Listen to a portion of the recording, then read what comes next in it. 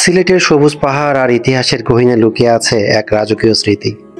জৈন্তাপুরের এই যে জৈন্তা রানীর বাড়ি, একসময় স্থান ছিল এক শক্তিশালী রাজ্যের রাজধানী জৈন্তা রাজ্য।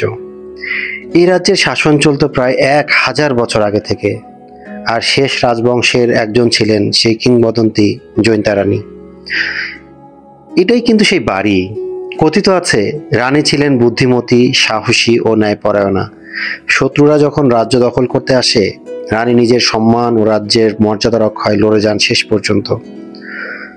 লোকমুখে শোনা যায়, যুদ্ধের এক পর্যায়ে রানী রাজপ্রাসাদের গোপন পথে অদৃশ্য হয়ে যান। কেউ বলেন তিনি আত্মবলিদান দেন, কেউ বলেন পাহাড়ের গুহায় আশ্রয় নেন। তবে তারই রহস্য আজও অমীমাংসিত।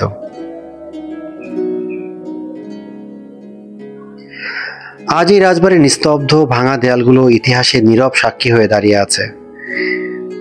প্রতিটি ইট যেন বলে, একসময় ছিল রাজকীয় জীবন, ছিল এক রানী যার গৌরব আজও বাতাসে ভাসে।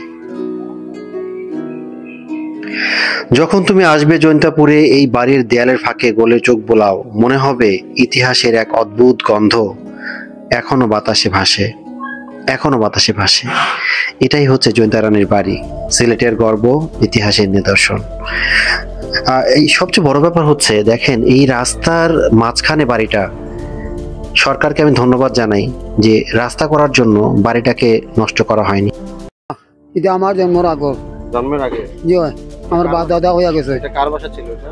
এগুলো 152টা একদিনের ভিতরে বানাইছে, ভূগোল লাগাইয়া একদিনের মধ্যে। 152 কি বানাইয়া সুন্দর করে তৈয়া। তাই মারা গেছেন তারা 2 জন, মারা যাবে কয়েকজন আছে, ও তানলা খান আছে। এরপর তো ফাল্গুনো আয়, ফাল্গুনো আইয়া তার বাপরে দেখি গিয়া আরো অন্য পূজা আছে। পূজা করেন তারা 2বার পূজা করেন, একবার করেন আর মাস, আর আবার করেন ফাল্গুনো। তারা করিয়া পূজা তো লগে আইয়া তার শতকা দিয়া, তার মন্দিরে দিয়া, তার বাপরে কান্দি দিয়া, তার চকুর উপর দিয়া, আর আবার তার হেলিকপ্টারে আয়। মারা গেল কিভাবে? তো মারা গেছেন, সকল মারা গেছেন। বেটা আছে ও তানলা খান, খুব সুন্দর মানুষ, হিন্দু মানুষ।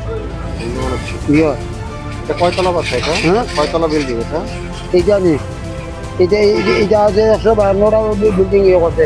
ওখানে দেখবেন এখন ঘর আছে, উড়ে আছে ভাঙি রুগিয়া ফেলাই দিছে, পাঞ্জাবিয়ে ফেলাই দিছে। কালারি লোক এটা কত সুন্দর ঘর। তোমার মোবাইল থাকে আরো সুন্দর ঘর। মাঝে বাড়ি পথ আছে, গাড়ি নিয়ে উঠে যেত, সরু গাড়ি লইয়া। জমিদার ছিল? ইয়ে জমিদার গভীরাতে ছেলে সন্তান ছিল না, তার কোনটা নাই, তার একলা। আচ্ছা, ঠিক আছে। একলা